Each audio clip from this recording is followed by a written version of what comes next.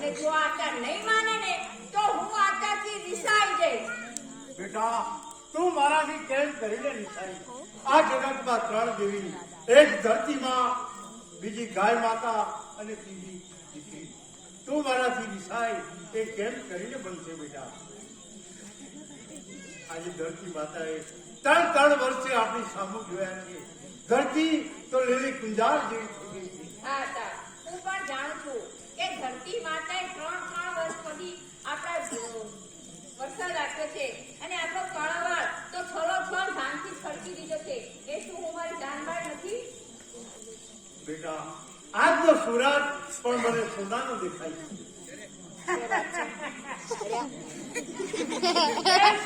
સોનાના સુરત ને કઈ બટકા નહીં કરાતા.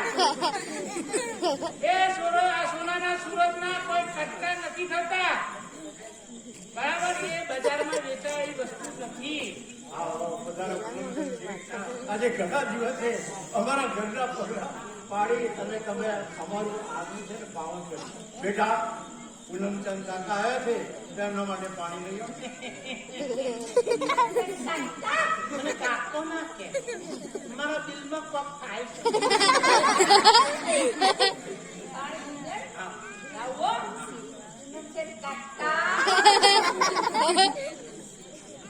હા, કરશન પટેલ, હા 3 વર્ષ થયા. બરાબર. હે, મેં તમને કીધે જ રાખ્યું. ને તમે બે હાથે લીધે જ રાખ્યું. હવે ભાઈ, હવે આનું કામ કરો. ચિંતા ના કરો. આ વર્ષે છે ને તમારા પૈસા અમે દૂધે ધોઈને આપીશું. જ્યારે હું તમારા તરફ ઉઘરાણી કરવા આવું છું ને પૈસાની, ત્યારે તમે આવીને મીઠું બોલીને મને ફોહલાઈને પાછો મોકલી દો. નહીં, આ વખતે તો હું મારું ઉઘરાણું મારા પૈસા લઈને જ જઈશ. એમાં શું? લે નમસ્તે કાકા, આ પાણી. પાણી. હા. પાણી બહુ મીઠું છે. આ ગામ કુવાનું છે. હે, પેલો ગામનો કુવાનું છે. આ ભંભરિયા કુવાનું. ભંભરિયા કુવાનું બહુ મીઠું છે. હો ભાઈ. વાહ ભાઈ વાહ, ભંભરિયા કુવાનું મીઠું પાણી. એ કુવામાં ડેટકીઓ છે આ ડેટેક્ટિવ છે. ને ડેટકા તો હાથ. દેડકા વગર મારે જો ડેટકો છે કાઢો. હા, લો તાણ. હવે આનું કોક ચોખ્ખું કરો. ભયંકર છે. તમે જરાય ચિંતા ના કરો. 3 વર્ષ સુધી તમે અમારું દૂધ કર્યું છે. તો આ વખતે તમારી એક પાઈ હું દૂધે ધોઈને આપી દઈશ. અરે, તમે આ શબ્દ તો રોજ કહો છો. હું દરેક વખતે આવું છું, તમે આવું જ કરો છો. હવે એક કામ કરો, તમે રોજ આવું બોલો છો ને કે હું તમારા પૈસા દૂધે ધોઈને જ આપીશ, તો હવે આવું ને ત્યારે ભેંસ લઈને જ આવું. તમે કહો છો દૂધ ધોઈને આવે. અને આપણે જઈ જઈએ તો ચિંતા ના કરો. અને આ વર્ષે પૈસા ભરી દેજો. ચોક્કસ. બરાબર. આ વર્ષે છે ને હું તમારું બધું જ લેણું ભરપાઈ પૂરું કરીશ. અને વળી 2-4 વર્ષમાં ત્યાં દીકરીને પરણાવીશ. એટલે બીજું નવું લેણું તો ઊભું થશે. હા, એ વાત સાચી છો. હા, બીજું લેણું, એક કામ કરો, બીજું લેણું તો હું આપું, પણ પેલા જે જૂનું લેણું બાકી છે એ જમા કરો, પછી હું નવા રૂપિયા તમને આલે. બરાબર. અને આ તમારી રાધા છે, રાધા બહુ મોટી થઈ ગઈ છે. આવડી હતી ત્યારે મેં રમાડી હતી. બહુ મોટી થઈ ગઈ હે રાધા. તે રાધા માટે કોઈ છોકરો બોકરો કોઈ જોયું છે? જો ને ભલનચંદ કાકા, આ મોંઘવારીના સમયમાં ઘરકામથી જ ક્યાંય પરવારતો નથી.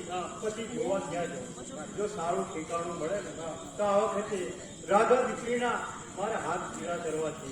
અને તમારું લેણું પૂરું થશે પછી નવું લેણું તો પાછું ચાલુ થવાનું. હા, એ વાત સાચી છો. જૂનું લેણું પૂરું કરો તો નવું લેણું આવે.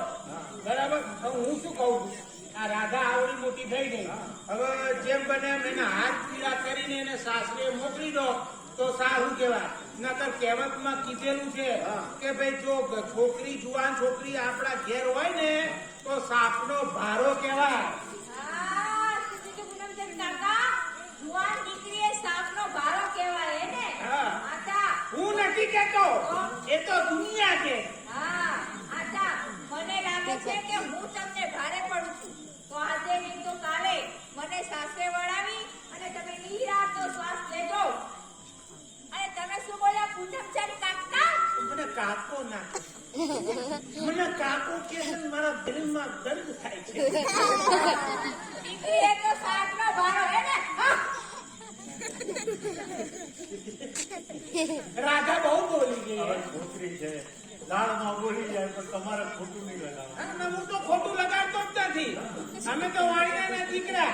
અમારા મોઢે ખોટું બોલીએ નહીં ને ખોટું સાંભળીએ નહીં. અમે તો મારીએ તો પેનના ખોટે જ મારીએ. સારું, હું જાઉં છું. બરાબર? આ જૂનું લેણું થોડું પૂરું કરજો હો. નકર આ વર્ષે મારો ટોળનો કાંટો ડાયરેક્ટ તમારા ખેતરમાં આવીને ઉભો રહે. કાંઈ વાંધો નહીં.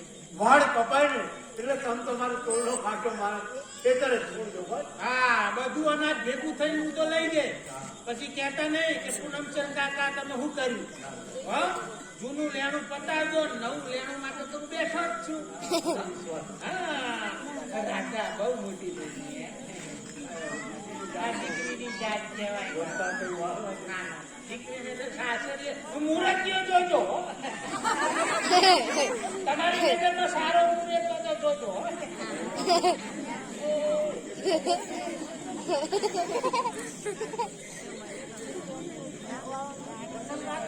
હા ઓ દર્શન કાકા, હજી સુધી તમે આઈને ઉભા છો. તમારી રાહ જોઈને હું ખેતરે થાક્યો.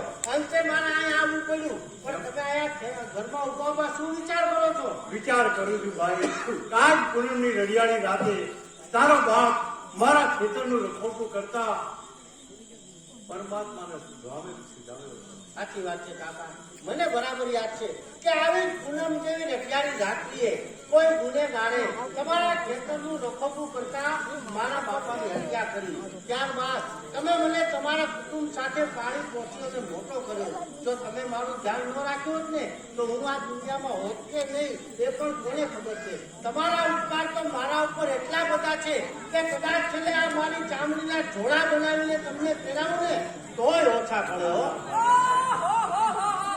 મોટો ભગતનો દીકરો નો જોયો હોય તો. એ આતા, આની હારે હું લમણા જીત કરો છો. એ તમે ગામમાં જાઓ અને મને પેલા બાપાએ કીધું તું. આ દર્શન કાકાએ કીધું તું કે તમારા આચાર મોકલજા, મારે કામ છે. હા બેટા હું જાઉં છું. આ જો મોહન છે ને વાડીએ જે આપણા ઘેર આવ્યો છે એને જમાડી લેજે. થોડી પાછી વાત ના વળગતી હો. વાતોમાં પાછો ભૂખ્યો રહી જશે ક્યાં. ભાઈ હું જરા કંપા ખાતા મળીને આવું. હા, જાઓ તમે ગોકળ આનંદ મળી જાઓ હો. હા. ઓય દાદા. ઓય.